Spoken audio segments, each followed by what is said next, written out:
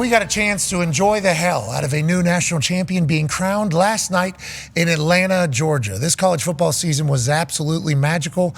I was so lucky to be a tiny little part of it with College Game Day each and every Saturday, then the field passes as well throughout the college football playoff, and then obviously talking about it on this program every single week. It was a journey, I think, that we all had no idea about. We thought potentially the downfall of college football was coming with NIL and transfer portal. Are we going to lose everything that we loved about college ball? Are the passion and the pageantry going to disappear in favor of selfishness and disloyalty and money over anything else? Is there going to be a time now where no players will ever face adversity, so nobody will ever have enough mental toughness to be a great football player? Is college football going to be ruined because of the current state? That was the question marks going into this particular season. And now here we sit after crowning the Ohio State Buckeyes the national champions last night. And I think we'd all say,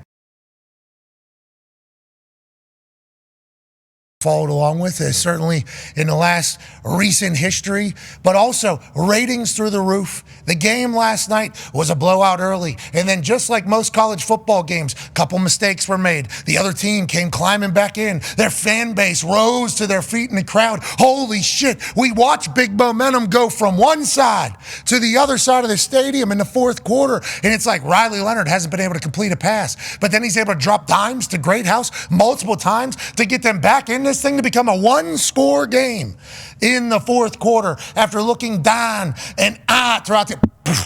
Riley Leonard's not supposed to make that throw. No, perfect. Okay? Greathouse isn't supposed to make that catch. Guy draped on top of him. He makes a one-handed grab. That hadn't been happening a lot for this Notre Dame team, especially last night. Then it takes place because that is the magic of college football. And the magic ended with Will Howard dropping an absolute dime to Jeremiah Smith on a 3rd and 11 to put the game away. You know, there was a timeout called before that particular play by Notre Dame, who was down to their final timeout.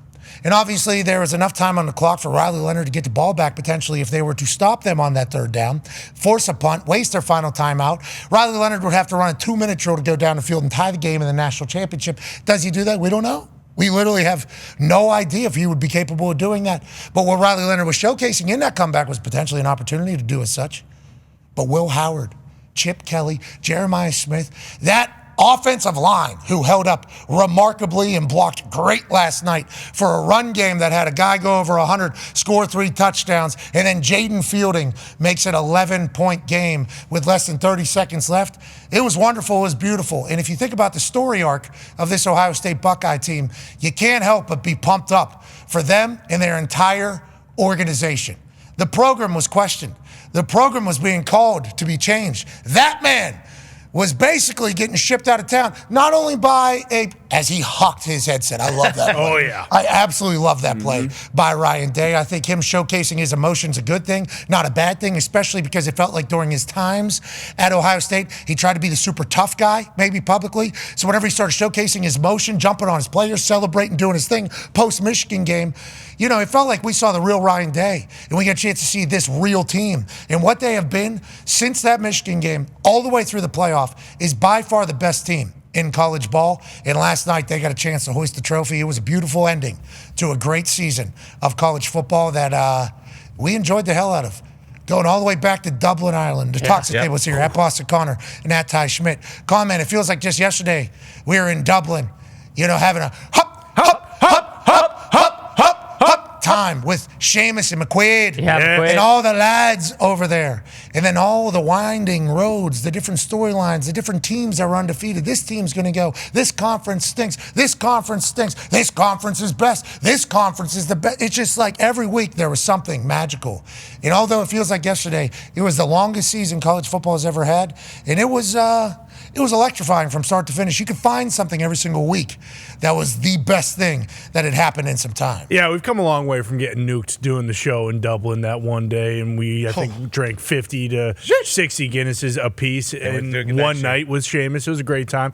But, man, it was Thanks great. to Seamus, by Shout out Seamus. Seamus kicked off that college football season for us. Yeah, they had Notre Dame winning it, and they were in the final. It was a great call by him, but no, it was great. I mean, there was that span of 4 or 5 weeks where whoever was the 1 seed was losing. You know, like every single week, it felt like we had a top 10 matchup between two teams. It was one of those situations where, because of the realignment, you know, the new matchups we were getting to see was awesome. Georgia, Texas in October, where I think that was the week after Bama beat Georgia or whenever it was. But it was one of those incredible seasons. You really couldn't have scripted it better. The 12-team playoff, watching the home environments for those playoff games was something as well. You wonder if anything's going to change with that too. But well, what did you hear? I mean, I've heard a few things that maybe there will be changes. Probably from who? You know, from my sources. I'm not. Oh, really? We talked to many people. Wow. Powerful people, if you will. No big deal. We are all of a sudden sitting in rooms where powerful people are jaunting through all of a sudden. Yeah, maybe we had an ear to the wall because we were very close to a few people, a little cup, if you will. But yeah, people in button-downs and nice shoes were telling us some things. Just real quick, though, with what you're referring to, there is no way when that decision was made for us to be in that particular room that they had any idea. Massive oversight. Massive oversight. The most important meeting in college football is happening this thin of a wall on the other side of where we are. We could not hear their meeting, okay? We're not saying we are listening in or eavesdropping. They could certainly hear us going, right next to them. We had no idea that meeting was happening until somebody came in and were like, hey, they got another hour in the session that they're currently in right there. And it was like, session? Is this politics? Or like, kind of. Pretty close. In a way. Football. Basically all of college football is in our room. So if you guys can keep it down a little bit, we're like, oh, shit. And then where we were going to get our waters was the same exact place that all these people were. And, you know, we've been very lucky. I've been very lucky to be part of College Game Day. The boys have been around, obviously. And everybody's so incredibly kind to me and to us that are in these positions. Not all college football. You know, there are a lot of people in college football that have said terrible things about me throughout my run here at College Game Day. So anytime I'm at these big college events, I'm always in the back of my head like, who, you know. I know at least 3 out of 10 of you have said horrendous things about me in my addition to college football.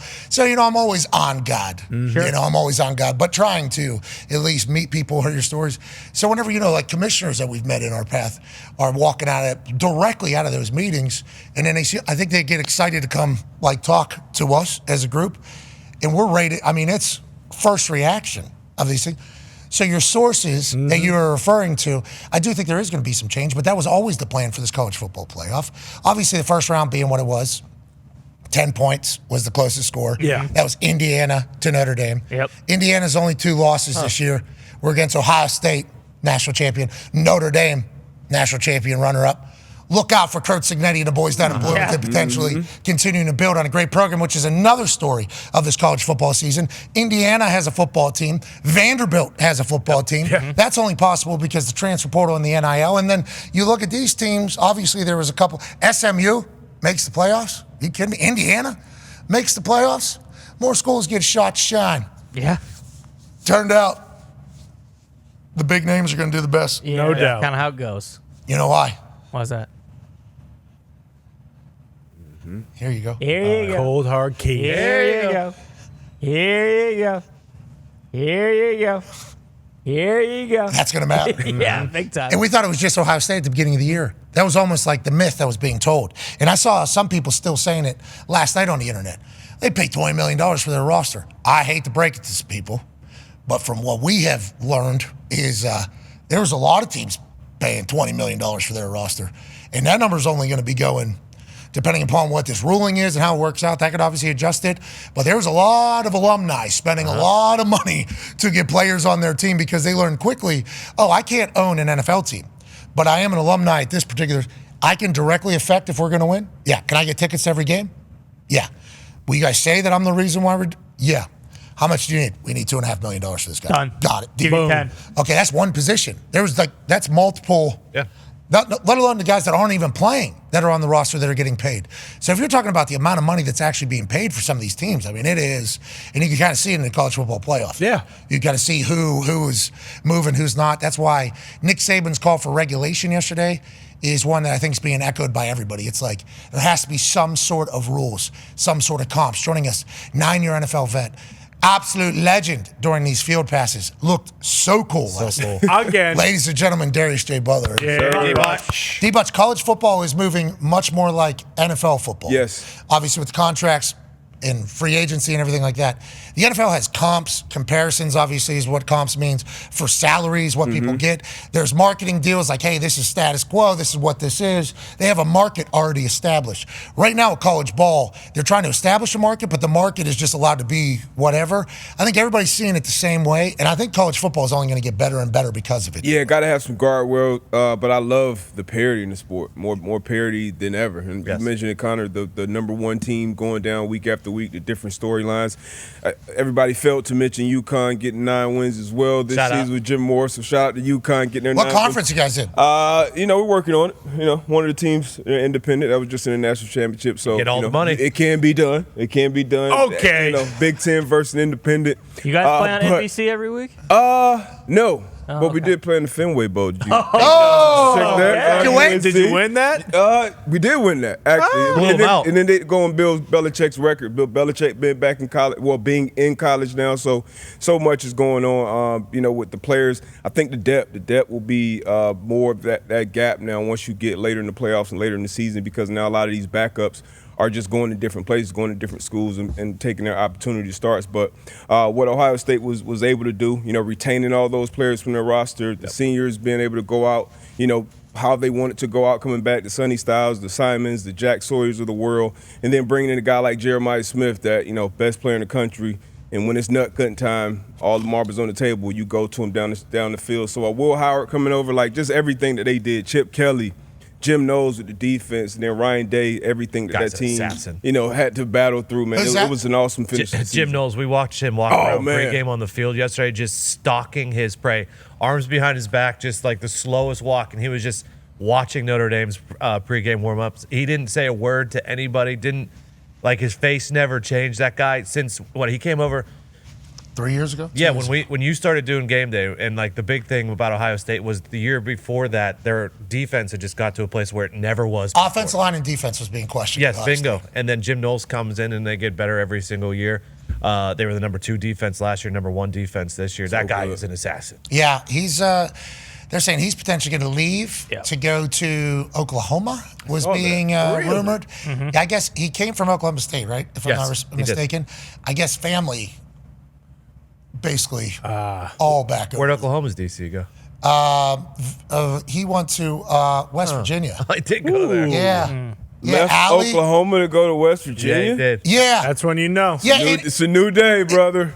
Yes, it is. A new day. Yes, it is. And congrats to Ryan Day getting a chance to enjoy his life as the head coach at Ohio State, because there hasn't been a lot of that.